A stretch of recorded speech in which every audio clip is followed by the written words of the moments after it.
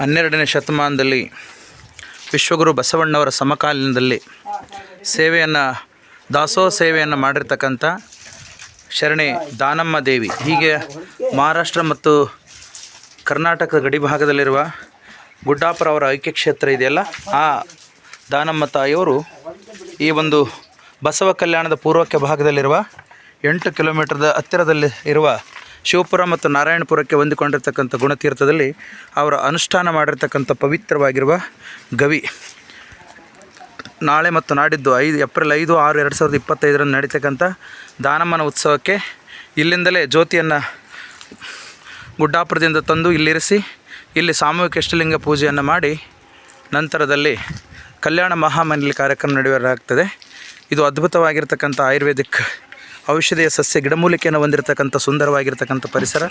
ಇದೇ ಪರಿಸರದಿಂದ ತಾಯಿ ದಾನಮ್ಮನವರು ಕಾಲರ ಮತ್ತು ಫ್ಲೇಗ್ ರೋಗಿಗಳಿಗೆ ಔಷಧೋಪಚಾರವನ್ನು ಮಾಡಿ ಚಿಕಿತ್ಸೆಯನ್ನು ಕೊಡ್ತಿದ್ರು ಅನ್ನೋದನ್ನು ಇತಿಹಾಸದಿಂದ ತಿಳ್ಕೊಳ್ತಾ ಇದ್ದೀವಿ.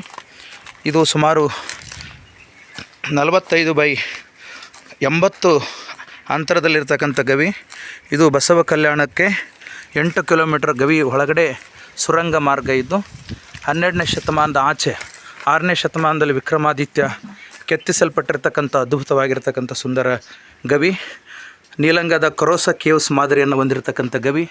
ಐಹೊಳೆ, ಪಟ್ಟದಕಲ್ಲು, ಬಾದಾಮಿ ಇಲ್ಲಿ ಚಾಲುಕ್ಯ ಮನೆತನದವರು ಗವಿಯಲ್ಲಿ ವಾಸ ಮಾಡ್ತಾಯಿದ್ರು ಅನ್ನೋದನ್ನು ಪ್ರತೀತಿಯಾಗಿ ಈ ಒಂದು ಗುಣತೀರ್ಥ ದಾನಮ್ಮ ಗವಿನೂ ಸಹಿತ ಪ್ರಖ್ಯಾತಿ ಹೊಂದಿದೆ.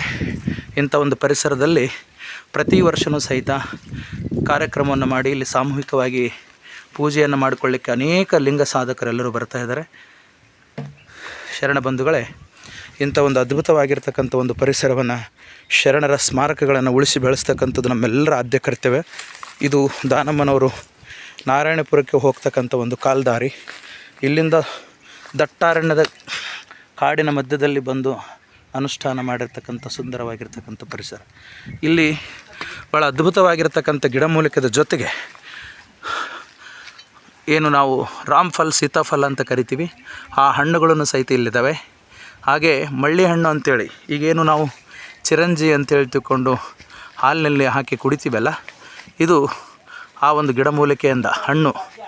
ಈ ಒಂದು ಮಾರ್ಚ್ ಮತ್ತು ಏಪ್ರಿಲ್ನ ಈ ಒಂದು ನಡುವಿನಲ್ಲಿ ಬರ್ತಕ್ಕಂಥ ಮಾಸದಲ್ಲಿ ಸುಂದರವಾಗಿರ್ತಕ್ಕಂಥ ಹಣ್ಣುಗಳು. ಇವು ತಿನ್ನಲು ಸ್ವಲ್ಪ ಹುಳಿ, ಸ್ವಲ್ಪ ಸಿಹಿ ಇರ್ತವೆ. ಇದರ ಒಳಗಿರ್ತಕ್ಕಂಥ ಒಂದು ಬೀಜಗಳು ಚಿರಂಜಿಯಾಗಿ ಹೊರಗಡೆ ಬರ್ತವೆ. ಅದ್ಭುತವಾಗಿರ್ತಕ್ಕಂಥ ಪರಿಸರ, ನಿಸರ್ಗ ರಮ್ಯವಾಗಿರ್ತಕ್ಕಂಥ ಈ ಗವಿಯಲ್ಲಿ ಸಾಧಕ ಜೀವಿಗಳು ಅನುಷ್ಠಾನ ಮಾಡಲಿಕ್ಕೆ ಸುಂದರವಾಗಿದೆ.